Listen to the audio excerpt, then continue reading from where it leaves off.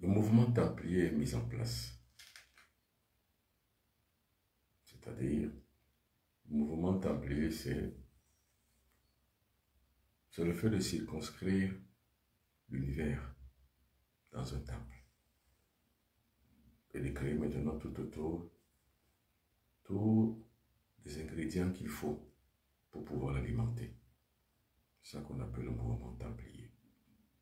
Et en tant que templier, dans l'institution de l'enseignement spirituel que je donne, ce n'est que du temple. Ce n'est que du templier que je parle. Alors, définissons ce matin ce qu'on appelle le temple. Le temple, c'est un lieu sacré. C'est un lieu sacré où on applique les règles de l'univers. Parce que l'univers a des lois. Dans le temple, c'est un endroit où on applique les règles des lois de l'univers. C'est-à-dire que c'est l'endroit où, par excellence, on applique les règles et les lois de la nature. C'est ça le temple. C'est qui le templier? Le templier est celui qui a appris à appliquer les règles et les lois de la nature. Et le templier connaît les règles et les lois de la nature, comme le juriste connaît les règles du droit. C'est comme ça que le templier connaît les règles et les lois de la nature. On ne règle pas les événements d'une vie avec l'instinct, ni par émotion. On règle tout avec les règles et les lois de la nature.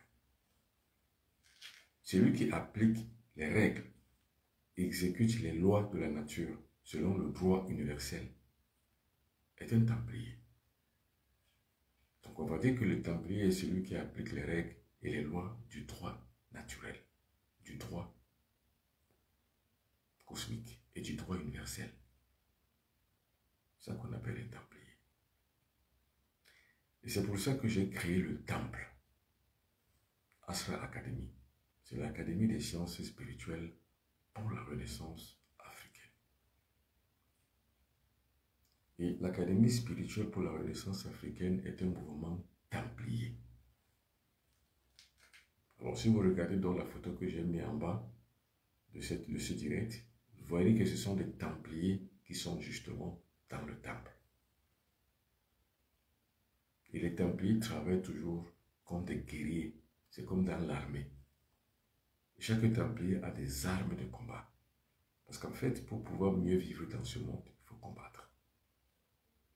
Il n'y a que des ignorants et des paresseux, ou alors ceux qui n'ont pas du tout la vision, la vraie vision du monde et de la vie, qui pensent que la vie est facile. Non, la vie c'est un combat. Autant vous combattez sur le plan social, sur le plan professionnel, sur le plan même émotionnel, autant vous devez combattre sur le plan mystique. Donc pour réussir votre vie sur le plan spirituel, il faut combattre. Et maintenant, quand vous avez combattu sur le plan spirituel et que vous avez reçu la victoire qu'il faut pour le plan spirituel, vous aurez la victoire sur le plan physique.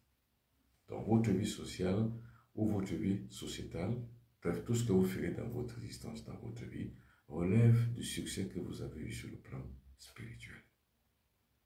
Et bien c'est ça qu'on appelle le mouvement templier. C'est pour ça que je parle de mouvement templier ce matin.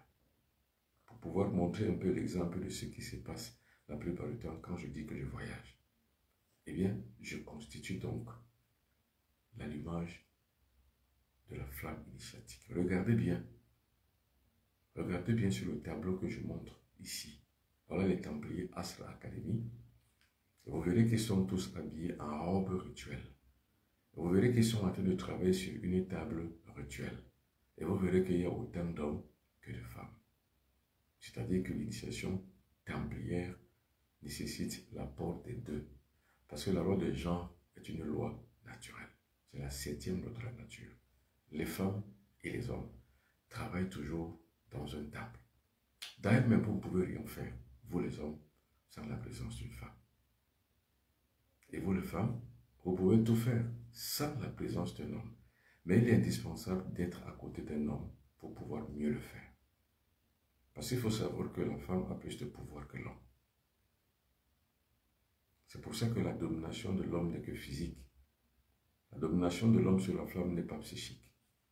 Parce que c'est la femme qui sauve l'homme. Certaines sociétés occidentales donnent plus de droits aux femmes qu'aux hommes.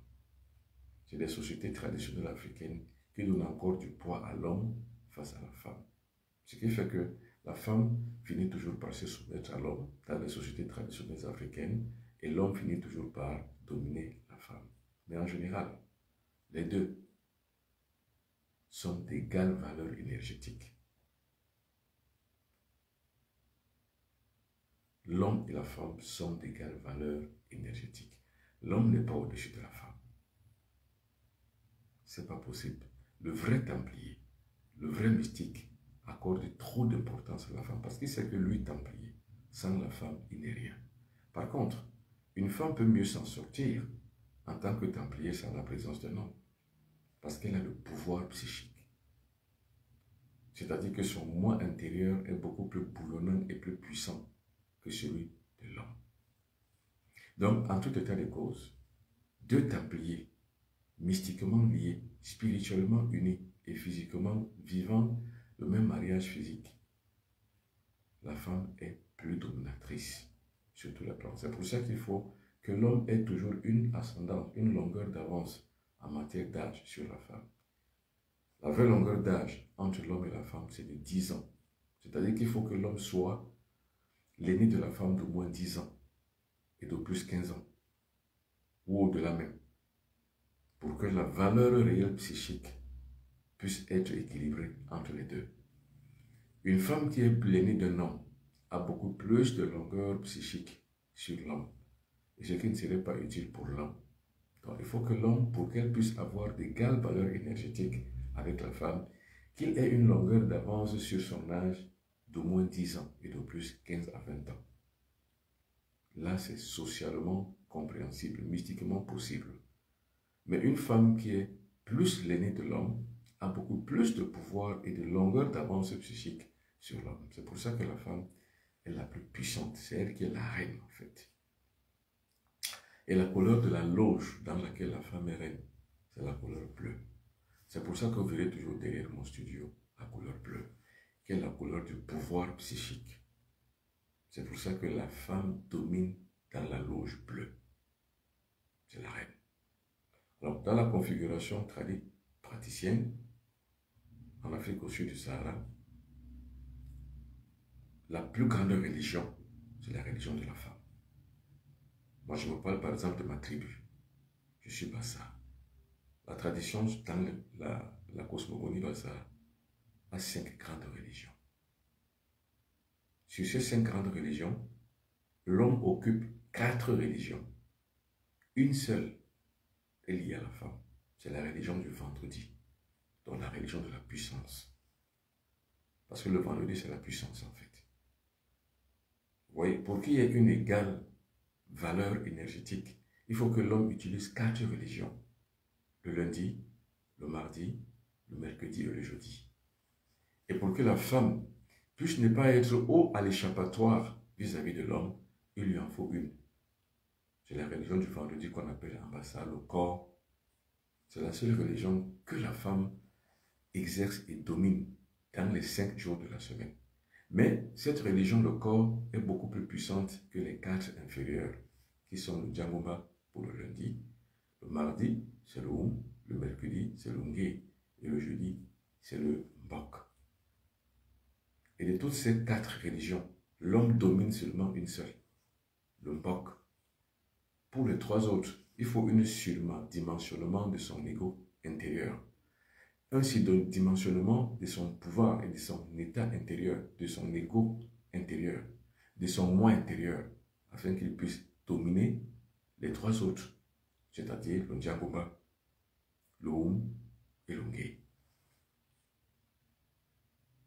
Bon. Alors, si l'homme ne domine seulement qu'une seule religion, la religion de jeudi, ça veut dire que l'homme n'est pas d'égale valeur énergétique avec la femme ou d'égale valeur psychique avec la femme qui, au demeurant, est au-dessus des 4 autres religions inférieures que domine l'homme. Bon, l'homme ne domine qu'une seule. Les 3 autres ne sont pas toujours à sa portée. Ce n'est pas tout le Mbok, ou alors ce n'est pas tous les initiés du Mbok qui connaissent le Djangomba, le Oum et le Ngé. C'est pas pareil. C'est pour ça qu'il y a des spécialistes pour le Djangomba, des spécialistes pour le Oum, des spécialistes pour le Ngé. Par contre, le Mbok est une religion qui est communautariste et communautaire, qui est un peu une religion globaliste. Par contre, les religions comme le Djangomba, le Oum, le Ngé sont des religions, on va dire, uniques, en le genre dans lequel un individu sur 10 peut prétendre gagner l'initiation. Ça veut dire que la femme est largement au-dessus de l'homme. C'est pour ça qu'une seule religion lui a été dédiée. C'est la religion du vendredi, qui est la religion de la puissance. Donc quand on cherche la puissance, c'est la raison pour laquelle je dis pour les Templiers, c'est le vendredi. Et le vendredi, c'est la religion, c'est le culte de la puissance. Le lundi, c'est le culte et la religion de l'intelligence. Le mardi, c'est le combat. Le mercredi, c'est le réveil de la divinité intérieure. Le jeudi, c'est la purification. Et le vendredi, c'est la puissance, c'est l'énergie, c'est la force, c'est le pouvoir. Tout cela est contenu dans les mains de la femme. C'est la femme qui donne le pouvoir, la force et la puissance. Aucun mystique, réel et vrai, ne peut se développer sans la présence d'une femme à ses côtés. C'est impossible. Et c'est pire encore, vous avez une femme qui est initiée aux valeurs réelles de la spiritualité. L'homme est très puissant. Et sa puissance ne sera jamais décuplée que par une femme. Son pouvoir, sa puissance ne lui seront jamais conférées par un être humain. Pour ceux qui connaissent ce qu'on appelle réellement le pouvoir templier. C'est pour ça que ce matin, j'ai voulu parler de l'aspect templier de notre discussion tous les jours.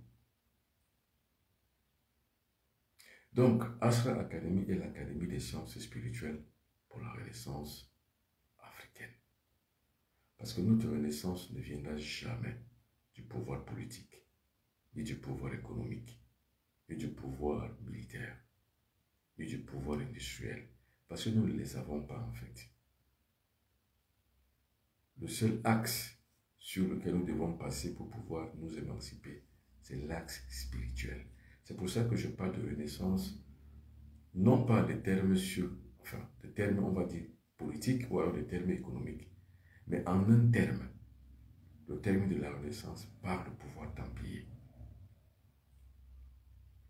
Donc, la résolution de nos équations de vie passe forcément par la capacité que nous avons à maîtriser le temple. C'est-à-dire, si nous avons des problèmes, en général, ce sont des équations qu'il faut résoudre. Pour les résoudre donc, la seule musique que nous devons entendre, c'est la musique templière. C'est-à-dire que la seule façon de pouvoir les résoudre, c'est en templier. Pourquoi les gens vont faire recours à d'autres personnes? C'est-à-dire, par exemple, vous allez voir un prêtre, un pasteur, un bombok, ou alors un mystique. C'est parce que vous n'avez pas le pouvoir templier. Vous n'avez pas les secrets templiers. Les secrets templiers, ça existe. Et ces secrets templiers ne peuvent passer que par l'initiation mystique et spirituelle. Alors c'est pour ça que j'ai mis en place les fils du soleil. Les fils du soleil qui sont une sorte d'initiation spirituelle qui permet que l'individu puisse accéder à la lumière cosmique, au pouvoir et à l'énergie cosmique. Alors l'énergie cosmique santé, c'est-à-dire quoi? Comment trouver sa santé en utilisant l'énergie cosmique? Comment arriver même à utiliser son énergie cosmique? C'est pour ça que vous voyez donc là, l'énergie cosmique santé. Parce que la santé est la base du développement templier. Pour être un véritable templier, il faut être en bonne santé. Madame Irène Senda, Madame Nadège Épée, Monsieur Régi, Larissa Kouavep, Monsieur Toyen, pour avoir la solution de son existence, il faut avoir la maîtrise templière. Parce qu'en temple, on cultive la voyance. C'est-à-dire qu'il n'y a pas un templier qui ne connaisse pas la voyance. La voyance par la lecture de sa propre main. On commence d'abord par lire sa propre main. Les deux mains dévoilent les secrets de notre monde intérieur. la mission de vie. C'est-à-dire, vous regardez les deux mains. Pour ceux qui savent lire, un temple. Et ceux qui sont de véritables templiers, ils regardent vos deux mains. Ils savent qui vous êtes. Qui vous êtes. La vibration énergétique de votre corps passe par la paume de votre main. Mais la main, pas n'importe laquelle, c'est la main gauche. C'est pour ça qu'on ne se salue pas avec la main gauche. On se salue avec la main droite. Il n'y a que les templiers, ceux qui sont érigés dans une secte commune, c'est eux qui se saluent avec la main gauche.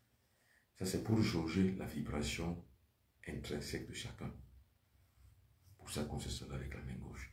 Il y a certaines sortes mystiques où les gens ne se saluent qu'avec la main gauche. Mais avec la main droite, c'est uniquement pour lésiner sur l'énergie de chacun. Lésiner, ça veut dire quoi? Passer outre. Parce que chacun doit garder son pouvoir.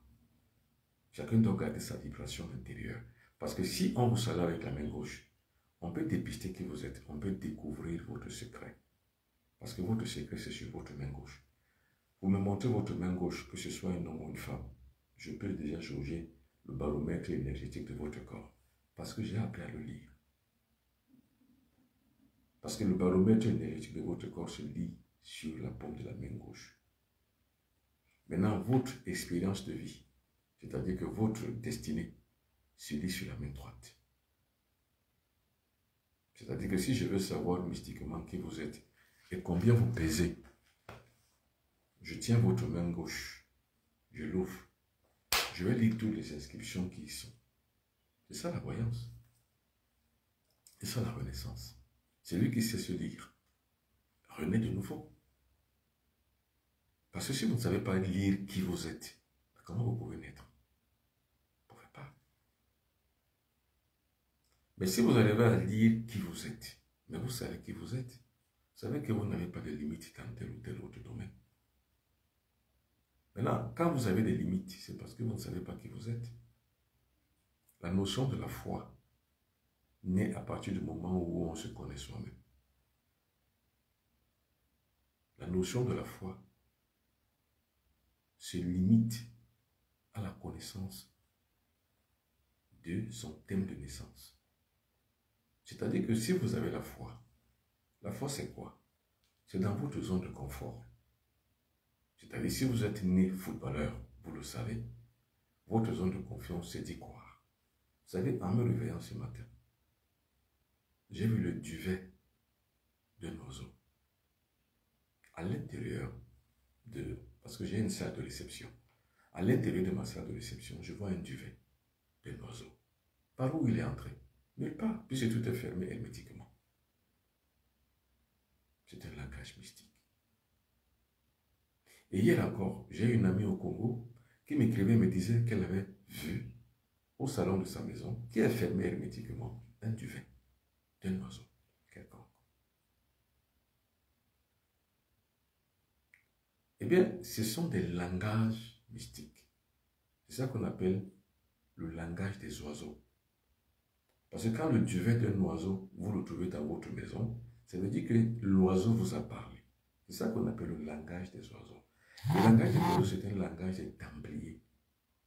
Et cette amie-là qui est donc au Congo, elle est templière. Et moi qui suis au Cameroun, je suis templier. C'est un langage. Qu'est-ce qui fait qu'au même moment, l'ami qui est au Congo voit un duvet, et moi qui suis au Cameroun, je vois un duvet. Nous faisons partie de la loge bleue, toutes et tous.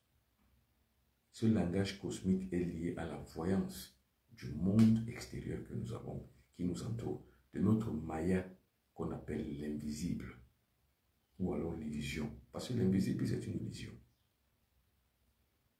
Vous avez l'illusion de l'invisible. Par contre, vous avez également aussi la prééminence sur le visible. Mais sauf que dans le visible, il y a l'invisible, donc il y a aussi l'illusion. Ce n'est pas tout ce qu'on fait qui est mieux, qui est bon. Donc il y a l'illusion. Maintenant, il n'y a que le langage cosmique et templier qui peut donc déceler ou alors découper, faire un découpage entre le visible, l'invisible, mais surtout entre l'invisible illusoire et le visible illusoire. Ce sont des procédés initiatique. C'est ça qu'on appelle la voyance. La voyance, c'est quoi? La voyance, c'est que tout ordre naturel qui est mis en désordre ou en ordre est un langage. Il faut savoir l'interpréter. Si je me réveille le matin, je vois un duvet. Le duvet, c'est la plume. Bon, on peut dire que c'est la plume. Et la plume d'un oiseau. Dans un endroit où ça ne devrait pas l'être. Mais dans ces conditions, il faut que je me pose la question, pourquoi il y a un duvet d'oiseau dans un endroit où ça ne devrait pas l'être? Eh bien, ça veut dire qu'il y a un langage dans l'air. C'est ça qu'on appelle en Bassa le Ngambi, ou la divination. C'est-à-dire l'interprétation d'un certain nombre d'éléments placés en ordre ou en désordre par rapport à des situations bien spécifiques et bien données. Et bien, c'est ça qu'on appelle le temple. Le temple est à la fois intérieur et extérieur. Le temple est à la fois dans une chambre rituelle ou alors dans un monde ambiant. Le temple peut être également en pleine campagne, en pleine brousse ou alors en pleine ville. Partout où vous êtes, en tant que templier, vous trouvez le temple. Parce que vous trouvez toujours un certain nombre d'éléments qui doivent être placés comme des jeux de dames. Ce n'est pas vous qui les placez, ils se placent tout seuls. Ces éléments qui se placent tout seuls sont une forme de langage de cosmique vis-à-vis de vous, le templier. Pourquoi? Parce que vous avez décuplé la présence du templier dans votre existence. Donc, la foi de l'individu est liée à la connaissance de soi. C'est-à-dire que si vous vous connaissez vous-même, vous savez quelle est la mission de votre vie, eh bien vous y instituez votre foi. C'est tout. C'est ça la foi. Alors, je réponds à quelques questions. Maître, pouvez-vous lire mes mains, s'il vous plaît? Alors, pour que je lise vos mains, je ne vais pas vous demander de me les présenter ici parce que c'est votre existence, votre vie, c'est votre vie privée. Contactez-moi au 00237 667 24 67 96. Ou alors écrivez-moi à benoît.biton@gmail.com. Si vous êtes dans la ville où je suis, vous viendrez là où je suis. Si vous n'êtes pas dans la ville où je suis, vous allez simplement, on va le faire en ligne. C'est-à-dire que nous allons faire un appel vidéo, vous allez me montrer vos mains, la main gauche, la main droite.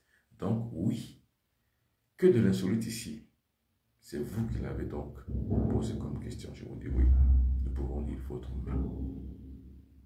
Donc, écrivez-moi, faites-moi signe, du mieux que vous le pouvez. Écrivez-moi 00237 677 24 67 96 ou benoît.biton@gmail.com. C'est possible. Nous prendrons rendez-vous. Alors, quelqu'un d'autre me pose la question. Maître, comment apprendre à lire la paume de la main? C'est une école, bien sûr. Il faut apprendre à côté de celui qui le sait. C'est-à-dire qu'il faut apprendre à se tenir aux côtés de quelqu'un qui le sait. Comment ça se passe? Sinon, c'est comme tout, dans toute chose, il faut avoir un guide, il faut avoir un maître, il faut avoir un moniteur. Même en pratique sportive, même quand vous allez faire le sport, en salle ou alors en piste, il y a toujours un moniteur. Parce que dans tout ce que vous faites, on apprend. Il n'y a que ceux qui pensent que tout est facile qui peuvent penser faire eux-mêmes. Alors, quelqu'un d'autre me pose la question. Y a-t-il une possibilité pour chacun d'entre nous de savoir le faire? Oui. Chacun doit savoir le faire. Moi, je pense, c'est ça. L'initiation, elle est ouverte. C'est une porte ouverte pour tout le monde. Maintenant, est-ce qu'on est né pour faire ces choses? Non. On peut avoir des aisances, c'est-à-dire comme à l'école. Il y a des élèves qui sont aisés à apprendre et à assimiler très facilement. Il y a d'autres qui ont besoin du temps pour pouvoir comprendre. C'est un peu ça. C'est-à-dire, on peut avoir la facilité de pouvoir étudier ces choses. Mais maintenant, pour les appliquer, pour les connaître et pour les maîtriser, pour les assimiler, il faut apprendre. Il faut apprendre à assimiler ces choses. Et il faut vivre aux côtés des gens qui le savent, afin de pouvoir tirer le bénéfice de l'enseignement. C'est ça qu'on appelle l'initiation mystique. Alors, maintenant, il n'y a pas que la lecture de la main. Il y a la lecture du visage. C'est-à-dire, tel vous vous présentez devant un individu, par exemple, qui est assez éveillé comme moi, tel vous vous présentez, tel je lis votre visage, tel je sais qui vous êtes. Il y a aussi la lecture de la voix. Parce que nous développons ce que nous appelons la clairaudience. Parce que pour celui qui a développé la clairaudience, vous parlez, il entend le son de votre voix. C'est comme l'ingénieur de son. Vous savez, l'ingénieur de son repart pour les gens qui connaissent, pour les gens qui voyagent. Quelques 30 minutes avant le décollage d'un avion, il y a un ingénieur de son qui est là, qui met juste les écouteurs dans ses oreilles, se branche à la fréquence du son. Il peut déceler toutes les pannes, il peut déceler tous les problèmes à partir du son qu'il entend. Parce qu'il a créé une clairaudience technique qui lui permet de déceler le mauvais son et le bon son. Le mauvais son lui donne un peu la latitude de comprendre le problème mécanique s'il y en a, s'il n'y en a pas un. La lecture du son également pourrait lui permettre de savoir qu'il n'y en a pas un. C'est pareil. Le mystique qui est aguerri par la clairaudience. Dès lors qu'il y a une présence du son, votre voix qui parle, il est capable de déceler quel type d'individu vous êtes, quel problème vous avez, quelle facilité à avoir dans votre vie, quelle difficulté votre vie peut présenter. Donc on peut vous faire cette voyance-là à partir de la clairaudience. On vous dit de parler. Vous parlez et au fur et à mesure que vous parlez, on décèle les difficultés que vous avez dans votre vie ou les facilités. Et vous-même, en parlant, vous vous écoutez. Vous savez quelles sont les dispositions que vous devez prendre pour telle ou telle chose. Quelles sont les difficultés que vous avez dans votre vie ou alors quelle pathologie développez-vous au moment où vous parlez à l'instant T. Et là, comme je l'ai dit, on ne se joint à soi-même que dès lors qu'on a la possibilité de savoir qui on est. Vous ne pouvez pas vous joindre à vous-même si vous ne savez pas qui vous êtes. C'est-à-dire vous ne pouvez pas prendre votre propre responsabilité si vous ne savez pas qui vous êtes. La responsabilité se prend au gré de la connaissance qu'on a en soi. Alors, la responsabilité de soi est au gré de la connaissance de soi.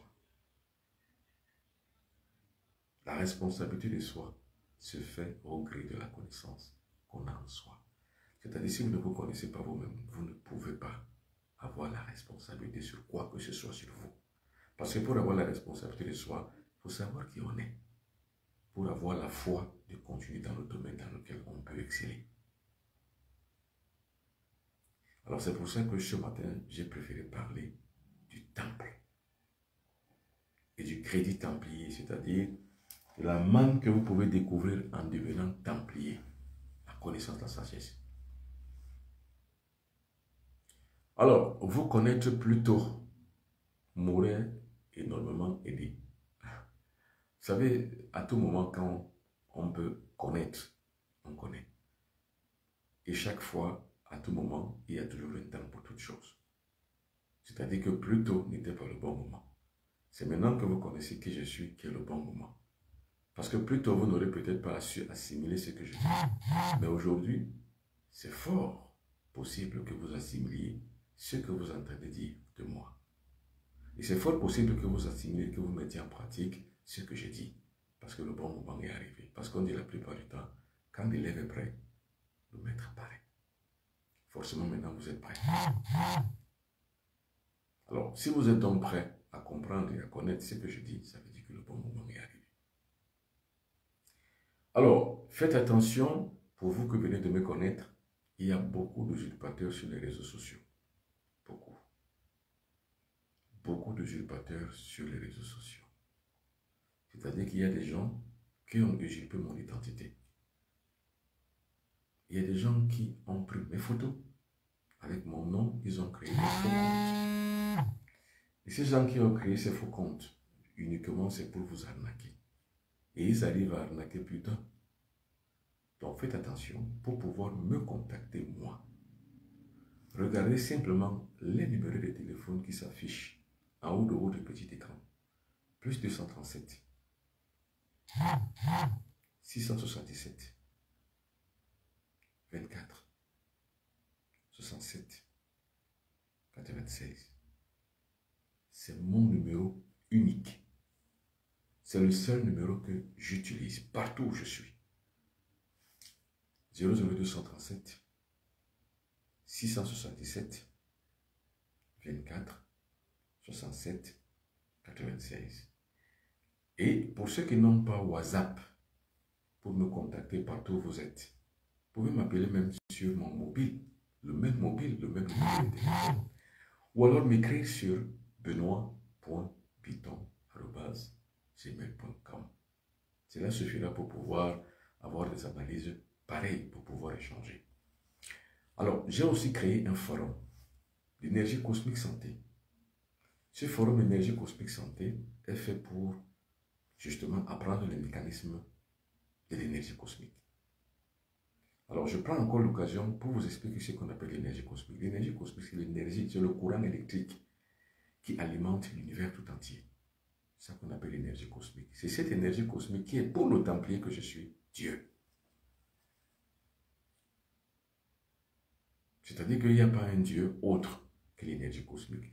L'autre Dieu qu'on a créé, c'était pour nourrir l'alimentation des pauvres, c'est-à-dire nourrir l'ignorance des êtres humains. Le Dieu que nous louons naturellement, c'est le Dieu qu'on a créé pour les pauvres. Parce qu'il faut savoir que dans une société des hommes et à l'échelle internationale ou à l'échelle universelle, il y a 3 catégories de personnes. Il y a les pauvres en bas. Il y a ceux qui sont dans la bourgeoisie moyenne, on les appelle la classe moyenne, au milieu. Et en haut, il y a ce qu'on appelle les bourgeois, c'est-à-dire les plus riches. Les plus riches ne sont pas concernés par Dieu, puisque c'est les êtres humains qui ont créé Dieu. Les plus riches ne sont pas concernés par Dieu qu'ils ont créé. La moyenne bourgeoisie, donc la classe moyenne, n'est pas aussi moins concernée que ça.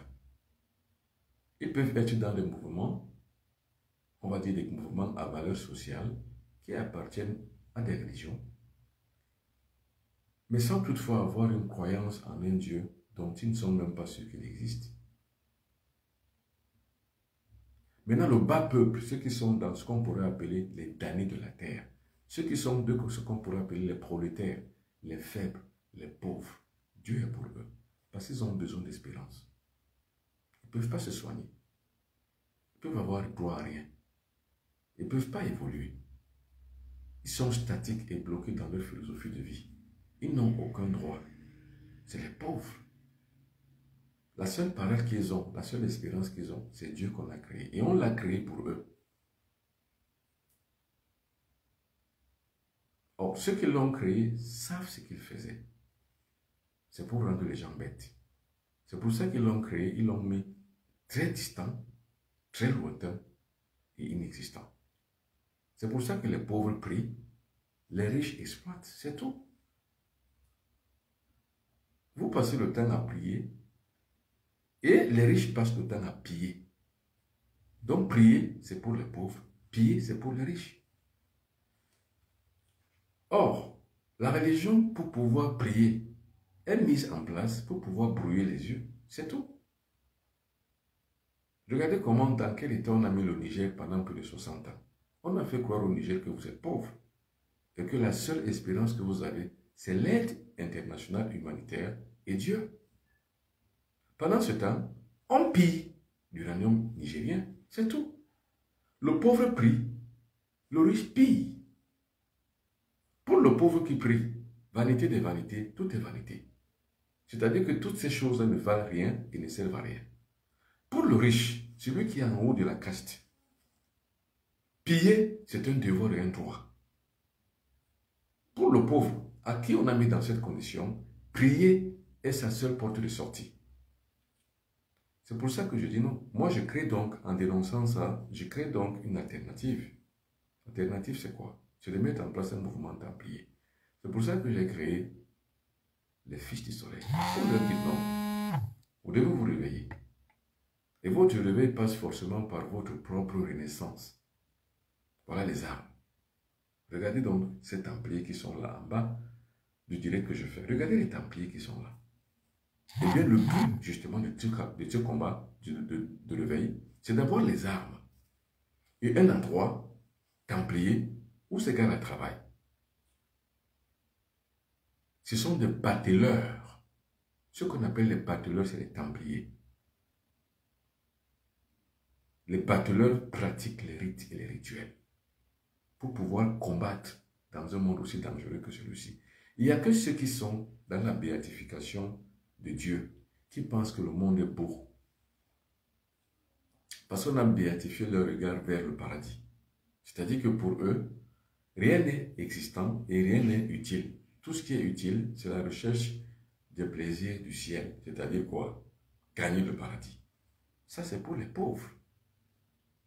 Pendant ce temps, ceux qui sont riches, en haut de la caste, pillent et améliorent leurs conditions de vie.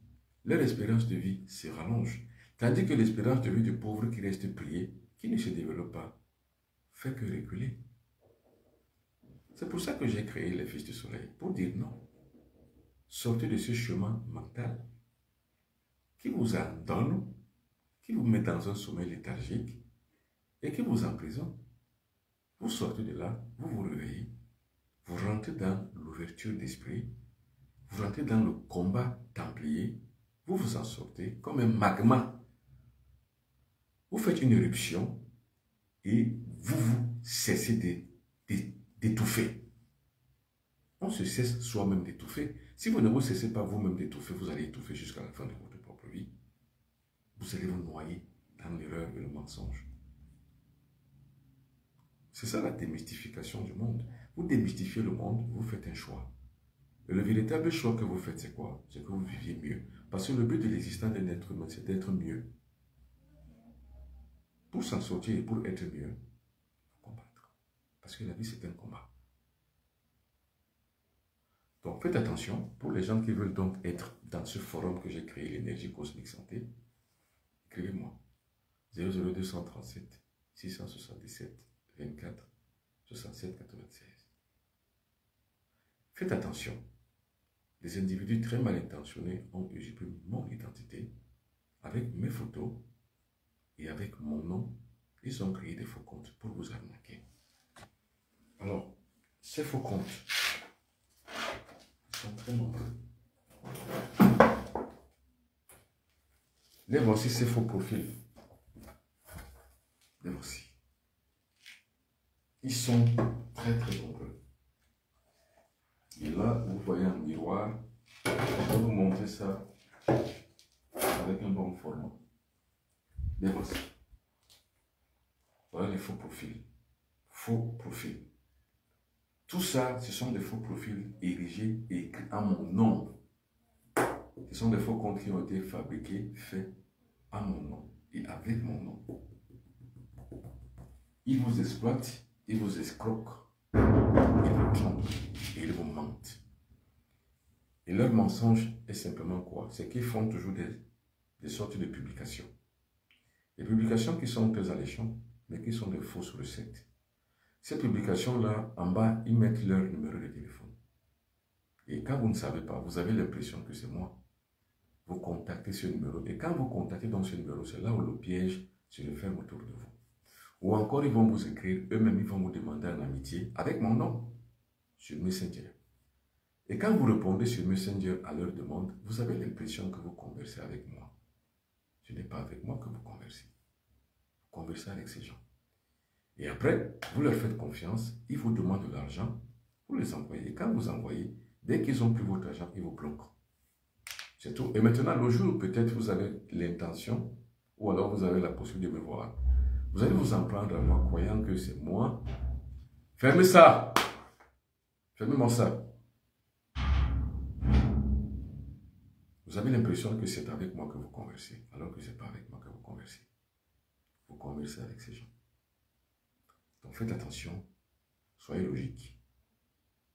Soyez toujours logique, c'est-à-dire que ne faites pas confiance aux réseaux sociaux, n'importe comment. Pour m'avoir, moi, benoît.piton@gmail.com. On le écrivait à 00237 677 24 67 96. Là, ce sera moi. Alors, quelqu'un d'autre me pose une question, une vraie question. Alors, comment faire pour vous rencontrer? Pour me rencontrer, c'est simple. Écrivez-moi à benoît.piton@gmail.com ou alors appelez-moi sur 00237 677 24 67 96. Pour l'instant, je suis à Douala, au Cameroun. il y a 2 semaines, je suis rentré du voyage où j'étais au Canada et en France. Pour l'instant, je suis au Cameroun. Je me prépare d'aller au Bénin. Et puis, au mois d'avril, du 17 au 21 avril, je serai en Guadeloupe, aux Antilles. Du 17 au 21 avril, je serai en Guadeloupe, aux Antilles. Alors, pour toutes les personnes aux Antilles qui veulent me rencontrer, c'est simple. Écrivez-moi tout simplement à 00237 677 24 67 96. Benoît.piton@gmail.com. Pourquoi j'y vais? C'est pour instituer le temple Asra Academy. Donc c'est pour instituer, comme vous voyez en bas, les Templiers Asra Academy du Bénin. Dimanche prochain, spécial Zoom initiative, c'est-à-dire que spécial conférence virtuelle sur l'énergie cosmique santé. C'est-à-dire comment avoir la santé du corps, de l'âme et de l'esprit en passant et en utilisant l'énergie cosmique. Alors pour pouvoir participer à cette assemblée virtuelle, écrivez-moi au 00237 677 24 67 96 ou alors écrivez-moi à benoît.piton@gmail.com et demandez-moi le lien pour toutes les personnes qui veulent participer à la conférence virtuelle énergie cosmique santé, c'est-à-dire comment avoir la santé en passant par l'énergie cosmique. Parce que les médicaments, ce sont les drogues. Les hôpitaux, c'est pour l'exploitation des malades. Donc vous n'êtes pas sorti de l'auberge quand vous êtes dans les hôpitaux ou alors quand vous vous fiez à un médecin ou alors aux pharmacies. La pharmacie, ce n'est pas la santé. L'hôpital, ce n'est pas la santé. Ce qui est la santé, c'est le renforcement du système immunitaire. Donc, comment on renforcer son système immunitaire? En utilisant l'énergie cosmique, c'est possible. Donc, comment être en bonne santé? En se liant simplement aux énergies de la nature. Donc, comment surpasser la maladie, déclasser la maladie en utilisant l'énergie cosmique? Ce serait ça le but de cette conférence virtuelle. Pour participer donc à cette conférence virtuelle, il faut que vous m'écriviez à 00237 677 24 67 96 pour demander le lien. Parce que pour assister à la conférence virtuelle, à la salle virtuelle, il faut avoir le lien. Le lien, c'est comme une carte d'invitation. On vous invite, quand vous présentez le lien, vous accédez.